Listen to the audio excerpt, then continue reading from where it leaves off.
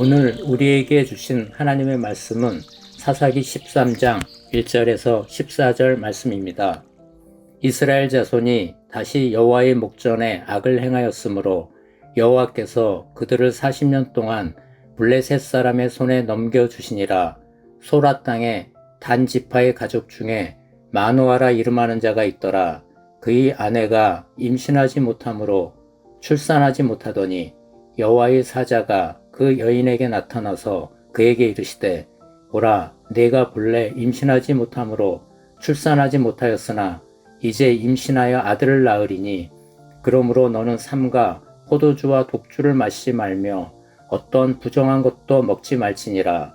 보라, 내가 임신하여 아들을 낳으리니 그의 머리 위에 삭도를 내지 말라. 이 아이는 태에서 나옴으로부터 하나님께 바쳐진 나실인이 됨이라. 그가 블레셋 사람의 손에서 이스라엘을 구원하기 시작하리라 하시니 이에 그 여인이 가서 그의 남편에게 말하여 이르되 하나님의 사람이 내게 오셨는데 그의 모습이 하나님의 사자의 용모 같아서 심히 두려움으로 어디서부터 왔는지를 내가 묻지 못하였고 그도 자기 이름을 내게 이르지 아니하였으며 그가 내게 이르기를 보라, 내가 임신하여 아들을 낳으리니 이제 포도주와 독주를 마시지 말며 어떤 부정한 것도 먹지 말라. 이 아이는 태에서부터 그가 죽는 날까지 하나님께 바쳐진 나실인이 됨이라 하더이다 하니라. 마노아가 여호와께 기도하여 이르되 주여 구하옵나니 주께서 보내셨던 하나님의 사람을 우리에게 다시 오게 하사 우리가 그 낳을 아이에게 어떻게 행할지를 우리에게 가르치게 하소서 하니 하나님이 마노아의 목소리를 들으시니라. 여인이 밭에 앉았을 때에 하나님의 사자가 다시 그에게 임하였으나 그의 남편 마노아는 함께 있지 아니한지라. 여인이 급히 달려가서 그의 남편에게 알리어 이르되 보소서, 전일에 내게 오셨던 그 사람이 내게 나타났나이다 하매 마노아가 일어나 아내를 따라가서 그 사람에게 이르러 그에게 묻되 당신이 이 여인에게 말씀하신 그 사람이니까 하니 이르되 내가 그러다 하니라. 마노아가 이르되 이제 당신의 말씀대로 되기를 원하나이다. 이 아이를 어떻게 기르며 우리가 그에게 어떻게 행하리이까? 여호와의 사자가 마노아에게 이르되 내가 여인에게 말한 것들을 그가 다 삼가서 포도나무의 소산을 먹지 말며 포도주와 독주를 마시지 말며 어떤 부정한 것도 먹지 말고 내가 그에게 명령한 것은 다 지킬 것이니라 하니라. 아멘. 사랑하는 성도 여러분, 우리가 하나님을 찾을 때는 언제입니까? 주로 우리는 우리 가운데 어려움이나 아픔이나 힘든 일이 있을 때 하나님을 찾습니다. 지혜가 필요할 때에 도무지 사람의 힘으로 능력으로 되지 않을 때에 하나님께 기대하곤 합니다. 그런데 오늘 본문에는 이보다 더 놀라운 하나님의 은혜가 나타납니다. 이스라엘 백성은 하나님을 찾지 않았습니다. 하나님께 도움을 구하지도 하나님께 구원자를 보내달라고도 부르짖지도 않았습니다. 그럼에도 불구하고 하나님께서 먼저 찾아오셔서 아직 태어나지도 않은 한 아이를 통해 구원의 일을 시작하셨습니다. 은혜는 우리가 하나님을 붙잡았기 때문에 오는 것이 아닙니다.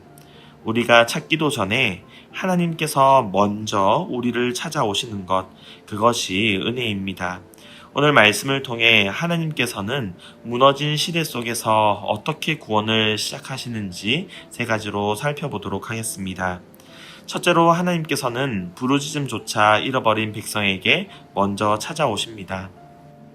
이스라엘 자손이 다시 여호와의 목전에 악을 행하였으므로 여호와께서 그들을 40년 동안 블레셋 사람의 손에 넘겨주니라 라고 1절에서 이야기합니다.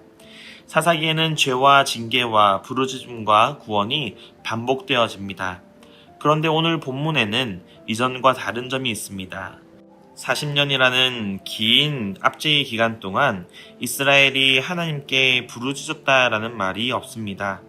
더 이상 고통스럽지 않아서가 아닙니다. 블레셋의 지배에 너무 오래 적응해서 압제를 당연하게 여기게 된 것입니다. 하나님을 떠난 삶이 얼마나 비참한지조차 느끼지 못하는 영적인 무감각에 빠진 것입니다. 죄를 짓고 괴로워하는 사람보다 더 위험한 사람은 죄를 짓고도 아무렇지도 않은 사람입니다. 하나님과 멀어졌는데도 답답하지 않고 기도하지 않는데도 불편하지 않은 상태가 더 위험합니다. 이스라엘은 부르짖을 힘을 잃은 정도가 아니라 부르짖어야 한다라는 그러한 생각조차 잃어버린 것입니다. 그런데 하나님은 그런 백성을 버리지 않으셨습니다. 단 지파 소라에 사는 마노아의 아내 임신하지 못하는 여인에게 여호와의 사자가 나타나 말씀합니다. 보라, 내가 본래 임신하지 못함으로 출산하지 못하였으나 이제 임신하여 아들을 낳으리니. 이스라엘은 하나님을 찾지 않았지만 하나님은 이스라엘을 찾으셨습니다. 백성들이 부르짖기도 전에 먼저 구원의 문을 여신 것입니다. 우리는 흔히 내가 정신을 차려야 하나님께서 나를 붙들어 주실 것이다 라고 생각합니다. 물론 우리는 기도해야 하고 하나님을 찾아야 합니다. 그러나 우리의 구원은 우리의 기도에서부터 시작되지 않는다라는 것을 기억해야 합니다. 우리가 이미 죄인 되었을 때에 그리스도께서 우리를 위해 죽으셨고 우리에게 나아갈 힘조차 없을 때에 성령 하나님께서 우리의 마음을 깨우치십니다. 우리의 믿음보다 하나님의 은혜가, 우리의 결단보다 하나님의 선택이 먼저라는 것을 우리는 기억해야 합니다. 둘째, 하나님은 한 가정에 거룩한 순종을 준비시키십니다. 하나님은 이스라엘 전체를 구원하실 계획을 말씀하시면서 먼저 한 여인에게 구체적인 명령을 주십니다. 포도주와 독주를 마시지 말며 어떤 부정한 것도 먹지 말라. 그리고 이 아이는 태어나서부터 하나님께 바쳐진 나시린이 된다라고 말씀하는 것입니다. 삼손은 스스로 나시린의 삶을 선택하지 않았습니다. 태에서부터 구별된 사람이었고 그가 태어나기도 전에 어머니가 먼저 그 말씀에 순종해야 했습니다. 삼손이 힘을 발휘하기 훨씬 전 그 이름조차 기록되지 않은 한 여인의 순종에서 하나님의 구원은 이미 시작되고 있었습니다. 우리는 하나님의 큰 일이 특별한 사람의 눈에 띄는 행동을 통해서 시작된다라고 생각하기 쉽습니다. 그러나 오늘 본문에서 구원은 아무도 주목하지 않는 한 가정의 일상적인 순종에서부터 시작되는 것을 볼 수 있습니다. 가정에서 드리는 짧은 기도, 자녀에게 들려주는 한 구절의 성경 말씀, 아무도 보지 않는 자리에서 지키는 정직과 맡겨진 자리를 묵묵히 지켜나가는 것, 우리에겐 참 작아 보이는 일일 수 있습니다. 그러나 하나님께 드려진 순종에는 크고 작은 것이 없습니다. 오늘의 순종이 당장의 열매로 나타나지 않아도 하나님은 보이지 않는 우리의 순종을 통해서 하나님의 보이는 그 구원을 준비하시는 분이십니다. 한 가지 더 주목해야 할 것이 있습니다. 그가 블레셋 사람의 손에서 이스라엘을 구원하기 시작하리라 라고 하나님께서는 말씀하셨습니다.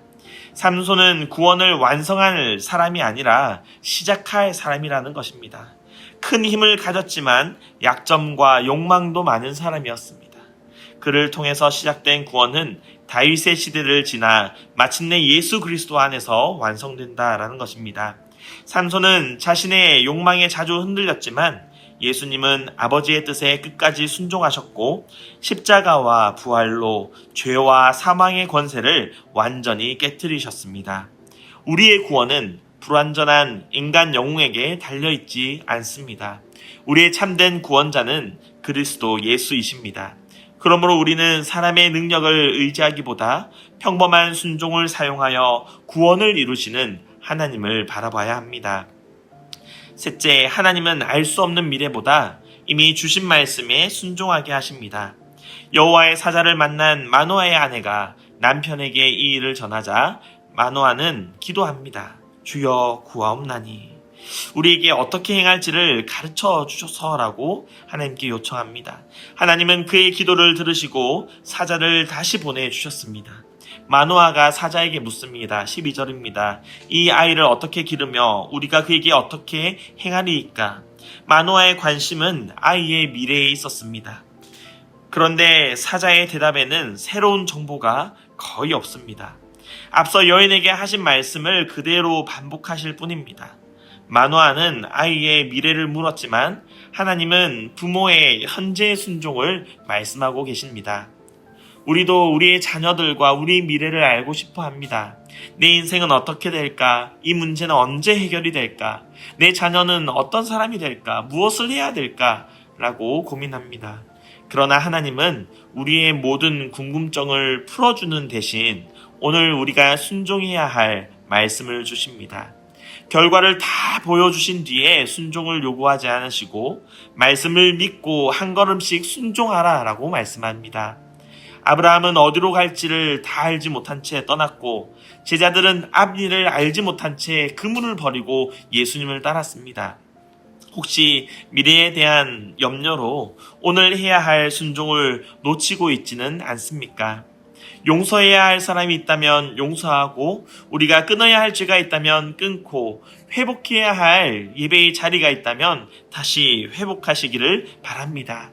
하나님은 우리가 알지 못하는 미래 속에서도 이미 일하고 계시는 분이십니다. 우리는 모든 것을 알지는 못하지만 모든 것을 아시는 그 하나님을 신뢰할 수 있습니다. 사랑하는 성도 여러분, 말씀을 마무리합니다. 이스라엘은 하나님께 부르짖지도 않았지만 하나님은 그들을 포기하지 않으시고 먼저 구원을 시작하시는 분이십니다. 이름도 드러나지 않은 한 여인의 일상적인 순종을 통해서 구원자를 준비하셨고 미래를 알고 싶어하는 마노아에게는 이미 말씀하신 것을 다시 가르쳐 주셨습니다. 하나님은 부르짖음조차 잃어버린 백성에게 먼저 찾아오시고 한 가정의 거룩한 순종을 준비시키시며 알 수 없는 미래보다 이미 주신 말씀에 순종을 요구하십니다. 사랑하는 성도 여러분, 우리의 소망은 우리가 얼마나 잘 준비하고 있고 정신을 차리고 있는지에 달려있지 않습니다. 우리보다 먼저 일하시는 하나님께 있습니다.